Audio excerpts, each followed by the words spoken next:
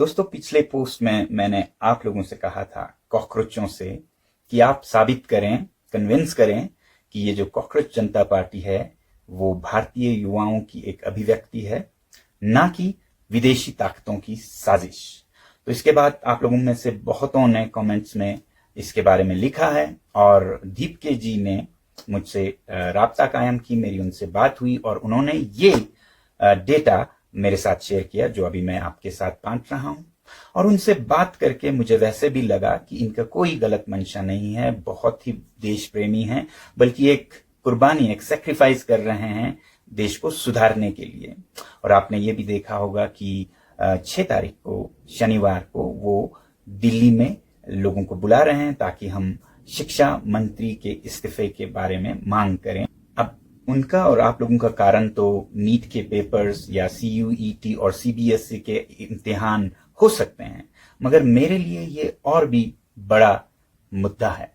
देखिए, पिछले 4 दशकों से मैं शिक्षा के ही क्षेत्र में अपनी जद्दोजहद करता रहा हूं। जैसे ही मैंने इंजीनियरिंग खत्म की, मैं शिक्षा को सुधारने में ही लगा, वो भी सरकारी स्कूलों में, दूर के गांव में। School books teach them, for example, how to make tea, and they can easily produce that back in their answer books. You see, first boil the water, then put the tea leaves and put the milk and things. But they can only write that on paper. They cannot make tea. और जब मैं कुछ बदलता नहीं देखता हूं तो मायूस हो जाता हूं, कुछ करने की जरूरत महसूस करता हूं।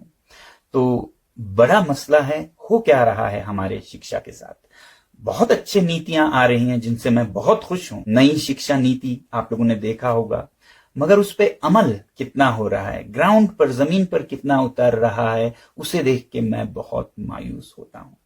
उसी तरह आपने देखा होगा विकसित भारत की एक अभियान है, डेवलप्ड इंडिया बाय 2047।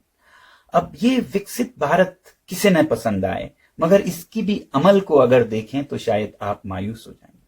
2047 में भारत विकसित होगा कि नहीं, ये देखना है तो मेरे पास एक जादू का नुस्खा है। मैं मिला देता हूं आपको विकसित भारत के 2047 के कर्ता धर्ताओं से। उनकी हालत देखिए और आप बताइएगा क्या विकसित भारत सच होने वाला है।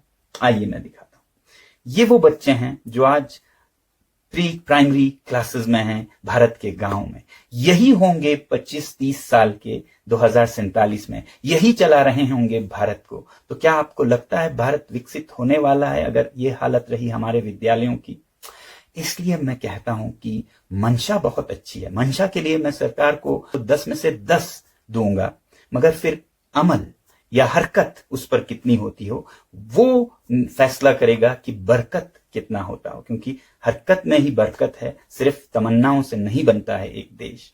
तो इसलिए अगर आप देखें पिछले 3 या 4 शिक्षा मंत्रियों को गूगल कीजिए, देखिए कौन आए, उन्होंने क्या कमाल किया, तो उसे देखकर मुझे नहीं लगता कि विकसित भारत होने वाला है। तो मैं तो इन वजूहात, इन कारणों के लिए शिक्षा मंत्री जी का इस्तीफा चाहता हूं। आपकी बात सही है, नीट के पेपर लीक हुए बहुत बड़ी बात है, इतने लाखों विद्यार्थियों के जिंदगी के साथ खिलवाड़ है, मगर आगे क्या होने वाला है वो सवाल ज्यादा बड़ा है। तो इन सब को सुधारने के लिए मैं आग्रह करूंगा प्रधानमंत्री जी से कि किसी भी स्वाभिमानी देश में, लोकतंत्र में, कोई भी स्वाभिमानी शिक्षा मंत्री ऐसी बात हो, पेपर्स लीक हो और कुछ चल ना रहा हो तो वो इस्तीफा देंगे, रेजिग्नेशन देंगे।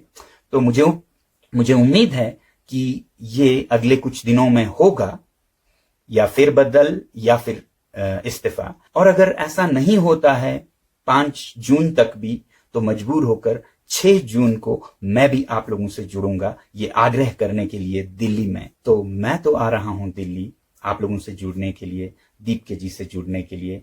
आप भी बताइएगा क्या आप आ रहे हैं। साथियों, मेरा एक नारा रहा है, if not now when, if not us who. अब नहीं तो कब, और हम नहीं तो कौन लाएगा परिवर्तन भारत में। इतना ही आज के लिए। जय हिंद।